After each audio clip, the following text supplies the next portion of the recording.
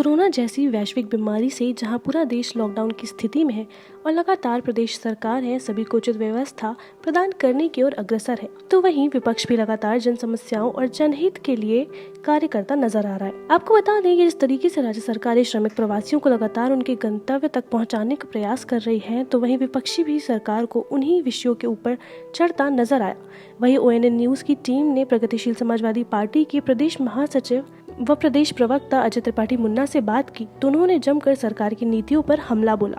तो वहीं आगे उन्होंने कहा कि जितना सरकार बोलती है अगर उतना सरकार करे तो कहीं न कहीं आम प्रवासी श्रमिक जो अपने गंतव्य की ओर पैदल ही चल जाते हैं उनकी उचित मात्रा में भोजन व मेडिकल की सुविधाएं प्रदान हो, न कि झूठे चलावे दिखाई दें। इन सभी विषयों पर प्रदेश प्रवक्ता ने जमकर प्रदेश सरकार पर हल्ला बोला। आइए सुनाते हैं कार्यक्रम के कुछ अंश। कोरोना जैसी वैश्विक बीमारी से जहां पूरा भारतवर्ष लड़ रहा है, वहीं प्रदेश सरकार भी कहीं ना कहीं उनका साथ कंधे से कंधा मिलाकर चल रही है। वहीं विपक्ष भी लगातार जनता को हर मुमकिन प्रयास कर रहा है कि लगातार उनको सभी ज़रूरत की चीज़ें मुहैया कराई जाए। हमारे साथ मौजूद है अजय त्रिपाठी मुन्ना जी, जो कि प्रगतिशील समाजवादी पार्टी के प्रदेश महासचिव हैं और प्रदेश प्रवक्ता भी हैं। हम उनसे भी जुड़ेंगे, जानेंगे किस तरीके से विपक्ष लोगों के लिए लगातार काम कर रहा है, क्या कुछ चीज़ें उनके द्वारा लोगों को बताई जा रही है। अजय जी, पहले तो ONN न्यूज़ में बहुत बहुत स्वागत। देखिए, ये कोरोना बीमारी जो है इससे पूरा देश कहीं ना कहीं से पीड़ित है और देश की सरकार और प्रदेश की सरकार आम जनता के लिए जो कदम उठा रही है, हर कदम पर विपक्ष, संपूर्ण विपक्ष उनके साथ रहा है। सरकार के किसी भी चीज़ का किसी विपक्षी दल के नेता ने विरोध नहीं किया है। हमारे नेता माननीय शिवपाल यादव जी ने भी सरकार के हर अच्छे कदम का स्वागत किया है और सरकार के साथ रहने का प्रथम दिन से ही निर्णय ले लिया था। लेकिन सवाल ये आता है कि वर्तमान में लॉकडाउन के बाद जनता की ज़रूरत क्या है। कुछ दिन तो लॉकडाउन के बाद जो गरीब परिवार थे, साधारण परिवार थे, उन्होंने अपना पेट पाला जो उनके पास पैसे थे। लेकिन जब धीरे धीरे समय गुजरता गया, समय बढ़ता गया, लोगों के पास जो पैसे थे वो पैसे समाप्त हो गए। अब पैसा व्यक्ति के पास नहीं है।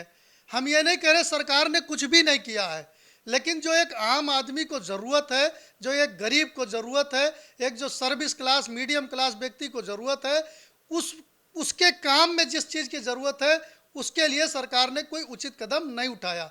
जैसे हमारा एक सुझाव है सरकार के लिए कि आज पूरे देश में जो गरीब है, मजदूर है, वो जगह जगह फंसा है। उसके पास खाने के लिए पैसे नहीं है, दवा इलाज के लिए पैसे नहीं है, आने के लिए उसके पास किराया नहीं है और सरकार के पास मुकम्मल कोई इंतजाम हर व्यक्ति के लाने ले जाने के लिए नहीं है। जिस प्रदेश सरकार की जहां पर ज़्यादा कोशिश होती है या जिसके ऊपर भारत की सरकार मेहरबान हो जाती है, वहां से तो लोगों को लाने का इंतजाम किया जाता है। जैसे उदाहरण के तौर पर हम बताएं, इसकी शुरुआत हुई कोटा के छात्रों को लाने से। कोटा में किसके बच्चे पढ़ते हैं?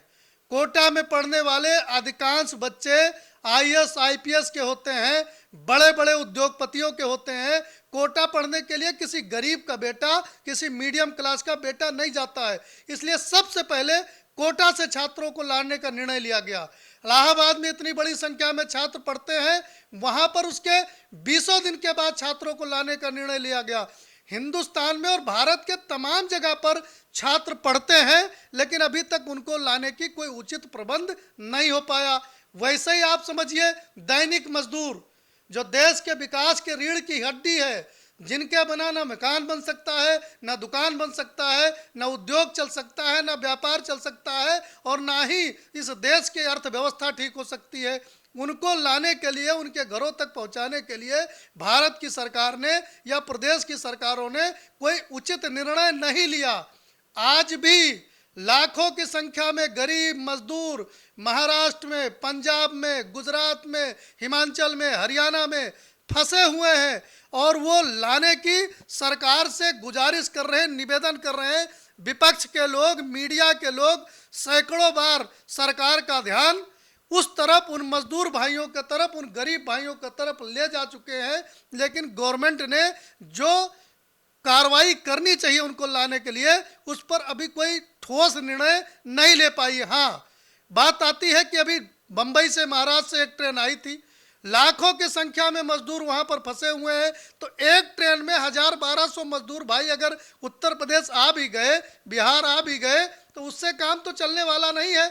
सरकारों की जिम्मेदारी है कि 100% लोगों को जो अपने घरों को छोड़ करके, अपने परिवार को छोड़ करके बाहर भूखों मरने के लिए मजबूर हैं, दवा के इलाज में मरने के लिए मजबूर हैं, उनका उचित प्रबंध करें उनके घरों तक पहुंचाने की। दूसरे नंबर पर आता है, चूंकि हम लोग उत्तर प्रदेश के लोग हैं, उत्तर प्रदेश में अधिकांश संख्या में गरीब महाराष्ट्र, गुजरात, पंजाब जाता है। उत्तर प्रदेश की सरकार कहती है कि हम 100% अपने गरीब भाइयों को उनके घरों तक पहुंचाने का काम करेंगे। हम सरकार से पूछना चाहते हैं, 1400 किलोमीटर पैदल चल करके हमारे मजदूर भाई जब उत्तर प्रदेश के सीमा में प्रवेश करते हैं, तो उत्तर प्रदेश की सरकार अगर वहीं से उनको उनके घरों तक पहुंचा दे तो हम विपक्ष के लोग उनका स्वागत करेंगे। और जिस प्रकार की सहयोग हमारे पार्टी प्रगतिशील समाजवादी पार्टी से, हमारे नेता माननीय शिवपाल यादव जी से उत्तर प्रदेश सरकार चाहेगी, हम लोग सहयोग भी उनको देने का काम करेंगे। लेकिन ये जरूर चाहते हैं कि अगर उत्तर प्रदेश सरकार ही गंभीर है गरीबों के लिए, तो जब उत्तर प्रदेश के सीमा में मजदूर प्रवेश करे तो उनको वहां से बसों में बैठा करके उनके घर तक पहुंचाने का काम करें, उनके भोजन की व्यवस्था करें। और चूंकि कई दिनों से पैदल चल करके आए हैं, तो जहां एक तरफ कोरोना की उनकी जांच हो, वहीं पर और नॉर्मल जांचें भी करा करके उनके भोजन की व्यवस्था कराई जाए, उनको घर पहुंचाने की व्यवस्था कराई जाए। उसके बाद आएगा सवाल रोजगार और व्यापार का। उससे दो चीजें हैं, अगर मजदूर के मन में बैठी हुई दहशत न खत्म हुई तो फैक्ट्री और कल कारखाने कहां से चलेंगे। मजदूर के मन में बैठा हुआ दहशत अगर ना खत्म हुआ तो ये जो घर बनाने का काम है, किसानी का काम है, ये कहां से चालू हो पाएगा। दूसरे नंबर पर अगर उद्योग व्यापार नहीं चलेगा और अन्य रियल एस्टेट से लेकर के किसानी तक शुरू नहीं हो पाएगी, तो जो देश के अर्थव्यवस्था को पटरी पर लाने की सरकारें बात करती हैं, वो कहां से आ पाएगा। देश की जीडीपी कहां से ठीक हो पाएगी, देश में बेरोजगारी कहां से दूर हो पाएगी, गरीब के चेहरे पर मुस्कान कहां से आ पाएगी। ये बहुत से ऐसे मुद्दे हैं जिस पर सरकार को ध्यान देने की जरूरत है। उस पर तमाम अर्थशास्त्री हैं, उनका भी सुझाव ले ले, अनुभव वाले लोगों का सुझाव ले ले, मीडिया जगत के तमाम लोग हैं जो इस मुद्दे को समय समय पर उठाते रहते हैं, उनका भी सुझाव ले ले। और अगर अजय जी फिर इसी सवाल पे वापस आ रहा हूँ कि जिस तरीके से आप कह रहे हैं कि श्रमिक को लाया जा रहा है, उनको उसी जगह पर रखा जा रहा है जहां जहां से वो लोग लेकर के आए, लेकिन जब वो सीमाओं में आते हैं तब उनको वहां पर रोका नहीं जाता है। वो जिस तरीके से अपनी स्थिति है वो 1200 किलोमीटर चल करके आ रहे हो, लेकिन फिर भी उनको सीमा के बाद भी उनको चेक नहीं किया जाता, वो उसी तरीके जा रहा है। लेकिन बड़ा सवाल यहाँ पर ये उठता है कि जिस तरीके से अगर वो किसी भी बीमारी से ग्रसित हैं, भूख से परेशान हैं, तो प्रशासन किस तरीके से उनको और सहयोग करे, क्योंकि लगातार प्रशासन के तौर पर भी ये कई निर्देश दिए गए हैं कि जहां पर लोग हैं वहां पर सुरक्षित रहें, सभी को खाना मुहैया कराया जाएगा, कम्युनिटी किचन बनाई जाएगी, कम्युनिटी किचन में भी करोड़ों रुपए का डेली का आवागमन है, तमाम सामाजिक संगठन है वो भी सामने आकर के उनका सहयोग कर, तो वो उस नजरिए किस तरीके से। देखिए, हम किसी सरकार की बुराई नहीं करना चाहते हैं, लेकिन भारत की सरकार और उत्तर प्रदेश की सरकार जो टेलीविज़न पर दिखाती है राम राज, जो प्रिंट मीडिया को पे प्रिंट कराती है राम राज, वो ज़मीन पर नहीं है। आज अगर लोगों को सुविधा मिलती तो लोग 1400 किलोमीटर चल के आने के लिए किसी कीमत पर तैयार ना होते। अगर लोगों को भोजन मिल रहा होता तो ये 16 लोगों की पटरी पर जान चली गई ट्रेन से कट करके, वो किसी कीमत पर ऐसी दर्द विनाशक घटनाएं ना घटती। अब आप सोचिए, आपके चैनल के माध्यम से हम सरकार तक ये बात पहुंचाना चाहते हैं कि व्यक्ति को अगर दवा उपलब्ध हो जाए, व्यक्ति को अगर भोजन उपलब्ध हो जाए, अगर उसके रोजगार की व्यवस्था हो जाए या होने की संभावना हो, तो कोई अपने छोटे छोटे बच्चों को लेकर के, अपने बूढ़े माता पिता को लेकर के 1400 किलोमीटर पैदल क्यों जाएगा। अगर उसके मन में ये बात पहले से ना होती तो वो महाराष्ट्र, गुजरात, झारखंड, पंजाब क्यों जाता। इसका मतलब उसको ज़रूरत है, उसको रोजगार की ज़रूरत है, लेकिन वो उसके पास जो अनुभव है 40 दिन का, 30 दिन का, उसमें कहीं ना कहीं से वो भूखों मरने के लिए मजबूर हैं। उनको नहीं लगता है कि सरकार हमारी व्यवस्था कर पाएगी, हमारे खाने की, हमारे दवा की, हमारे इलाज की, हमारे रोजगार की, इसलिए वो पैदल चलने के लिए मजबूर हैं। भारत की सरकार कहती है हम किसान के साथ हैं, हम गरीब के साथ हैं, हम नौजवान के साथ हैं। उत्तर प्रदेश की सरकार कहती है हम नौजवान के साथ हैं, गरीब के साथ हैं। तो फिर भी आखिर गरीब के मन में, किसान के मन में, मजदूर के मन में सरकार के उन दावों के प्रति भरोसा क्यों नहीं हो पा रहा है? क्योंकि उनके पास एक अनुभव है 30 दिन का। अभी से जो बचे समय है, हमारी मांग है सरकार से कि सबसे पहले जो लोग अन्य प्रदेशों में फंसे हैं, उनका परिवार गांव में है, वो दहशत में है, वो भूखों मरने के लिए मजबूर हैं, दवा के इलाज में मरने के लिए मौजूद हैं, वो पैदल चल के सड़क पर जान देने के लिए मजबूर है। सरकारें अभियान चला के जिस तरीके से कोटा के 100% छात्रों को, चूंकि वो बड़े लोगों के बेटे थे, IAS IPS के बेटे थे, उनको शहरों में पहुंचाने का काम किए हैं, उसी तरीके से 100% जो लोग अपने घरों को जाना चाहते हैं, चाहे वो किसी प्रदेश में फंसे हों, अभियान चला के सबसे पहले उनको उनके घरों में पहुंचाने का काम करें। दूसरा जो सवाल आपने किया है कि जब व्यक्ति अन्य प्रदेश से किसी भी प्रदेश में प्रवेश करता है, इतनी बड़ी व्यवस्था हमारे प्रदेश में है, डॉक्टर्स की है, अन्य तमाम प्रकार की सुविधाएं हैं। हम तो पहले ही कह चुके हैं आपके चैनल के माध्यम से कि उस व्यक्ति का वहां पर चेकअप किया जाए। अगर कोई कोरोना पेशेंट पाया जाता है, उसे क्वारंटाइन किया जाए, किसी अस्पताल में भर्ती कराया जाए और उसके परिवार को इसकी सूचना दे दी जाए।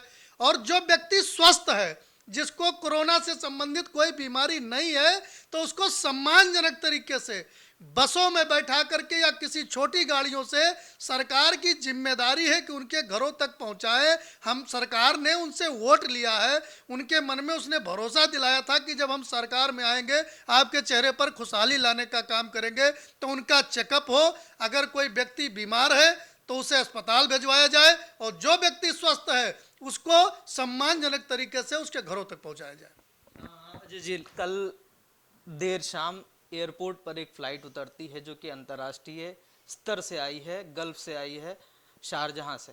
लगभग 200 के करीब यात्री हैं, उनको एयरलिफ्ट कराई गई, शारजहां से लखनऊ लाया गया, तमाम व्यवस्थाएं की गई। क्योंकि अगर एक व्यक्ति सामान्य से ऊपर है, फ्लाइट से अगर सफ़र करे तो कहीं ना कहीं पर्याप्त मात्रा में उसको पैसा होगा। सरकार की ओर से यह निर्देश दिए गए हैं कि अगर आपके पास पैसा है तो आप 3 स्टार 5 स्टार होटल में रह सकते हैं। तो कितना सही है? क्योंकि कहीं ना कहीं बाहर से लोग आ रहे हैं, तो किस तरीके की बीमारी होती है ये भी सबको पता है, वैश्विक बीमारी है। तो किस तरीके से देखते हैं इसको कि प्राइवेट सेक्टर को लगातार बढ़ावा दिया जा रहा, तो क्या इस मुद्दे पर इस तरीके से देखा जा सकता है?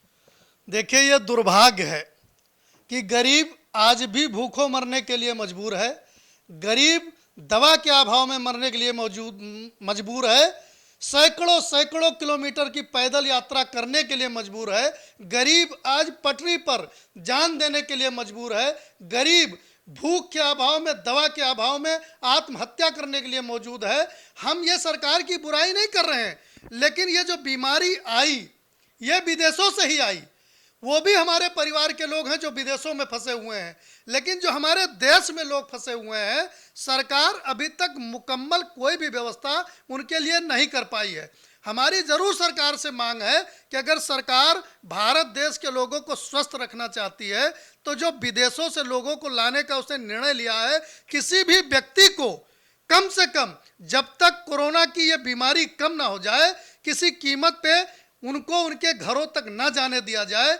ऐसी कोई एक व्यवस्था हर जनपद में तय हो जाए कि जहां विदेश से लोग आएंगे हम उनको वहीं पर रखेंगे, क्वारंटाइन करेंगे, उनकी व्यवस्था करेंगे, उनके घरों को उसकी सूचना देंगे और घर के लोगों को जो व्यवस्था करनी है अपने परिवार के लोगों की, खाने की, बाकी अन्य व्यवस्थाएं, वो वहीं पर जा कर के करें। क्योंकि ये बीमारी आई ही विदेश से है, और अगर विदेश से बड़ी संख्या में लोग भारत में आ जाएंगे तो निश्चित तौर पर कोरोना जैसी बीमारी पर रोक लगा पाना संभव नहीं है। लेकिन हर सुविधा बड़े लोगों को ही सरकार देती है, हर सुविधा पैसे वालों को ही सरकार देती है। इसी तरीके से गरीबों के लिए भी तो अपने खजाने को सरकार खोले, गरीब से किराया नहीं लेना चाहिए।